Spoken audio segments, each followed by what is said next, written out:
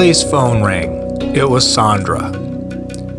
"Come quick," she squealed. "There's something wrong with Kevin." Their weekend getaway at Billy's uncle's log cabin had just took a turn for the worst, or else it was some sick prank gone overboard. Stanley, Alice, and Joe, the rest of the weekend gang, sat frozen in disbelief. "Something's wrong with Kevin," Billy murmured.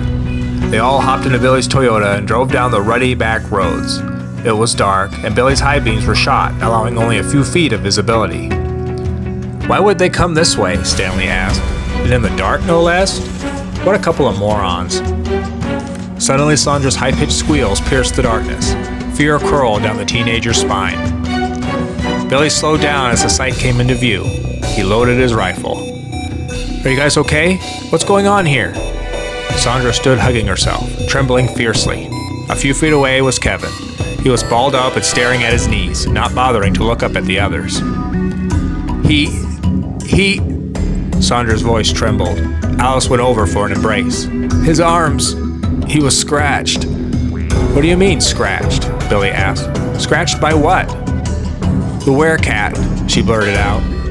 Joe rolled his eyes. "I'm sure it was something else. There's no such thing as..." Kevin stood up slowly, eyeballing everyone. "You better run." He held up his arms to reveal long, bloody, jagged lines. His nails seemed to be as long as a cat's. "Dude," Billy said, "we'll get you to a doctor. Whatever scratched you might have rabies, so..." Without warning, he pounced on Billy and started scratching. Blood spewed in every direction. Stanley went to help but got his ear sliced off. The nails then dug into the eye sockets, tearing the eyeballs completely out. Alice and Joe quickly headed off into the woods. Sandra remained frozen with fear. Billy moaned in pain until Kevin resumed clawing, ripping out his throat and abdomen. The intestines flew out, and Sandra might have seen the heart, but nothing was registering. Kevin moved toward his girlfriend. She tried begging, but he was beyond reasoning. Covering her face, he made quick slashes across her chest. Blood splurted over his face. He then slashed her belly until she collapsed. He then went back to Billy and then Stanley before running off into the dense forest. Several hours later, the police arrived at the scene. 2 teens had stumbled into their station to report a crazed lunatic clawing people to death. Oliver Buntley wasn't believing it, but as he approached the gruesome scene, he about hurled. He took out his phone and dialed for backup. "Johnson, you better come look at this. We have a problem."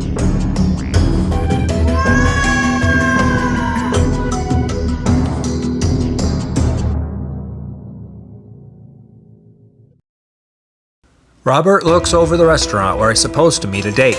A girl with short red hair and a crop top waves. "Are you Becky?" he asks. "Are you Robert?" They shake hands and both order an entree of spaghetti. It turns out to be her favorite as well. He then notices some burn marks on her arm.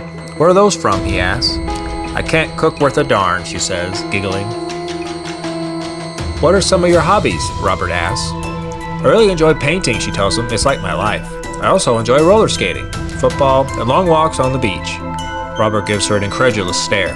"Was that last one real?" She giggles again. He proposes to stop by next week to view her paintings. "I'm embarrassed by them, actually," she reveals. "They are so corny." She invites him anyway. They are mostly landscapes of cornfields, vast forests, and mountaintops, but he's impressed by how authentic they appear. The house is on the edge of a barren-looking field. He comments on it, and she replies, "I don't mind it. Someday the grass will grow again." They date a few more times until Robert pops the bold question, "How about I stay the night?" She moves her hands over the burnt marks. "I like you a lot," she says. "If you really want to make this serious, there's something you have to know." That night, she suggests watching her paint. He's intrigued but dumbfounded when she starts painting herself. "I do this every week," she tells him. "In a moment you will see why."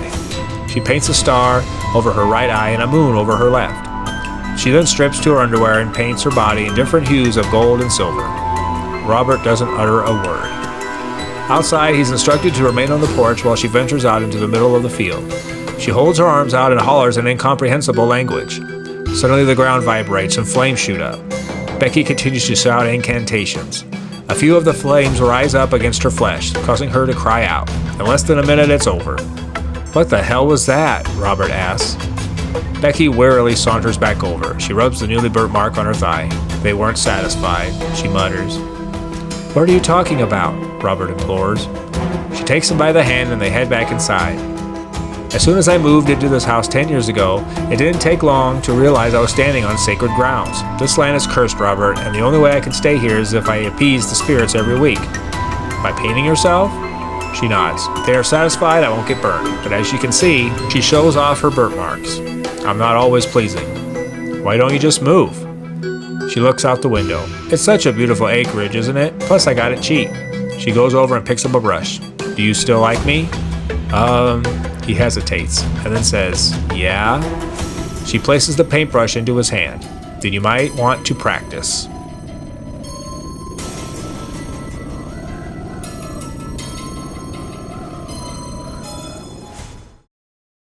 Craig squinted through the windshield, trying to get a clear picture behind the pouring rain. The storm had been raging since he left town half an hour prior. Visibility was near zero. Suddenly, something stumbled into the street. It was a person, and they had only taken a few feet before collapsing. Greg pressed on the brakes and dashed out into the rain. Hey, are you all right? He lifted the head and saw it was an elderly man. Speak to me. Greg carried him over to the truck and shoved him in the passenger seat. A normal 5-minute drive took 20 in the storm, and all the while Greg tried waking up his new passenger. After placing the stranger on the bed, Greg dialed the police. Yes, this is Craig Gillespie. I have a man here in my house who I found collapsed in the road. He's breathing, but I don't think... There was a strong grip on his shoulder. Whirling around, he met the man's eyes. They appeared cold and desolate. Thank you, friend, he said in a gruff voice. You can shut the phone off now. Don't you need a hospital? Greg asked. The man shook his head. All I want is to thank you. He held out his hand, which Greg hesitantly shook. His eyes bulged as a burning sensation traveled up through his arm. There was a strange symbol branded on his palm. It was a circle with a squiggly-looking line through the top center that would appear to be a spear in the center. I've been wandering the streets for hours looking for someone who will take this load off of me, he said. I'm sorry I can't repay you in some better form, but like they said, no good deed goes unpunished. Just then, there was a noise that rose through the pounding rain. It was like a muffled siren. Greg stared helplessly as the man started back out into the storm.